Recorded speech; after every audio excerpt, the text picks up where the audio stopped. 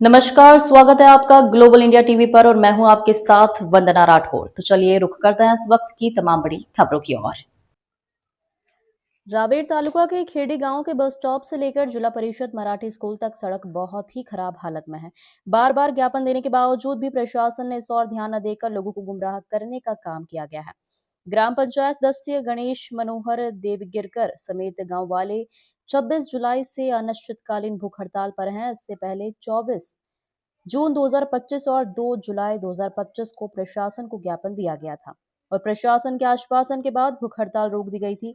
हालांकि अभी तक सड़क की मरम्मत नहीं होने से गांव वालों में बहुत गुस्सा है। इस बारे में पब्लिक वर्कर्स सब डिवीजन से की गई मुख्य मांगों में प्रजीमा चौदा पर जमा हो रहे पानी की सही प्लानिंग करना, सड़क के दोनों तरफ की साइड स्ट्रिप्स को बजरी से भरकर पानी निकालने के लिए सड़क के गहरे हिस्सों में डामर या सीमेंट की सड़क बनाना, बस स्टॉप से टन काटा के बीच की सड़क को तुरंत ठीक करना शामिल है।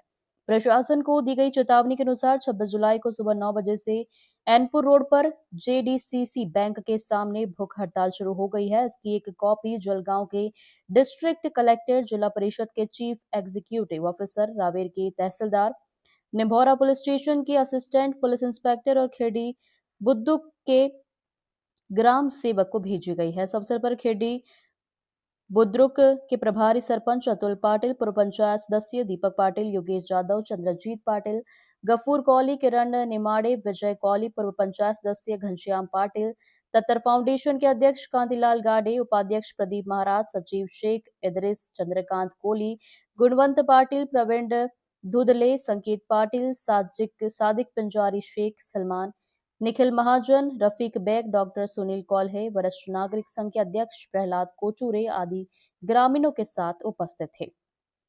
ग्लोबल इंडिया टीवी के लिए जलगांव से भीमराव कोचूरे की रिपोर्ट। तरी मी या माझ्या बोलण्यातून मी आपल्या मतदारसंघाच्या लोकप्रिय खासदार नामदार श्रीमती रक्षाताई कळसे, त्याचबरोबर आपल्या मतदारसंघाचे लोकप्रिय आमदार आदरणीय चंद्रकांत भाऊ पाटील, अति नवनियुक्त आमदार आदरणीय नंदलालजी भाऊ महाजन, त्याचबरोबर परिसरात असलेले सर्व जिल्हा परिषद सदस्य, माजी सदस्य, त्याचबरोबर पंचायत समिती सदस्य आणि अनावधानाने एक नाव सुटून गेलं, आदरणीय नामदार एकनाथरावजी खडसेसाहेब, आपल्या मतदारसंघाला 3 आमदार, 1 मंत्री असे मान्यवर आहे। तरी मी या मान्यवरांचं या माझ्या भाषणातून, माझ्या वक्तव्यातून मी त्यांचं लक्ष वेधू इच्छितो की आदरणीय मान्यवरांनी या रस्त्याकडे दुर्लक्षित होऊ नये आणि हा रस्ता एकदम सुजलाम सुफलाम व्हावा आणि हा परिसर सुद्धा या रस्त्यामुळे सुजलाम सुफलाम होईल। हा रस्ता अतिशय महत्त्वाचा आहे, म्हणून गणेश भाऊच्या जे डोक्यात संकल्पना आली त्या संकल्पनेला माझा व माझ्या टीमचा पूर्ण पाठिंबा आहे। त्याचबरोबर परिसरातील जे काही पत्रकार मंडळी असतील, निंबोऱ्याची असो का आमचे चंद्रकांत भाऊ असो, यांनी सुद्धा माझ्यासोबत फोनवर चर्चा केलेली आहे आणि सांगितलं की बाबा आम्ही उपस्थित राहणार नाही काही पत्रकार, तरी आपल्या परिसरातील पंचक्रोशील जेही काही पत्रकार मंडळी असतील त्यांच्या वतीने सुद्धा आम्ही गणेश भाऊला, आमचा पत्रकारांच्या टीमचा सुद्धा तेवढाच पाठिंबा आहे। गणेश भाऊच्या या उपोषणाला आम्ही अधिकाधिक सहकार्य करू। गणेश भाऊ, आपण असंच अधिकाधिक गावाकडे लक्ष वेधून एक समाज कार्य करावे अशी तुम्हाला शुभेच्छा देतो आणि इथेच थांबतो।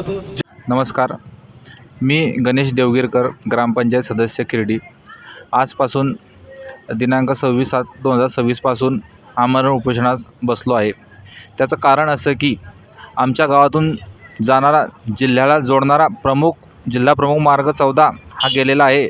तर याची इतकी दुरवस्था झालेली आहे की शेतीचे रस्ते तरी चांगले असतात, इथं रस्तासुद्धा दाखवायला नाही आहे की बा इथं रस्ता आहे आणि इथं खड्डा पडलेला आहे, पूर्ण दगडं वरती आलेले आहे मोठे।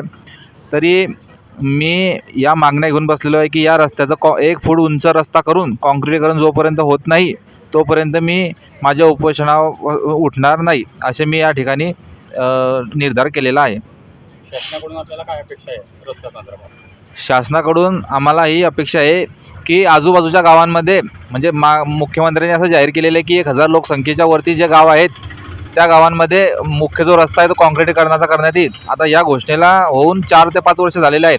आमच्या बाजूला गाव आहे निमोरा, त्या गावामध्ये जवळजवळ 6 ते 7 कोटी रुपयाचे कामं झाले, निंबोला झाले, इनपूरला झाले.